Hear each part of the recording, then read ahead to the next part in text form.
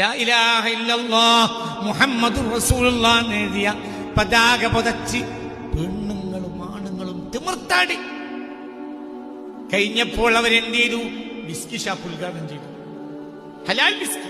ഹബീബായ നബി പറഞ്ഞു, ബൈന യദൈ ഖിയാമത്ത് നാൾ അടുക്കുമ്പോൾ എന്റെ സമുദായത്തിൽ വലിയൊരു വിഭാഗം കള്ളു കുടിക്കും.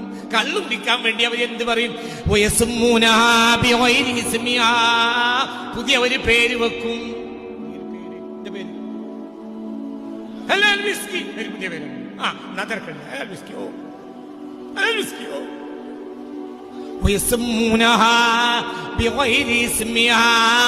അവര് അതിന് പരിചയമില്ലാത്തൊരു പേര് വെക്കും. അവരിൽ ഭൂമി കുലുക്കമുണ്ടാവും. അപ്പൊ നിങ്ങൾ പ്രതീക്ഷിക്കണം,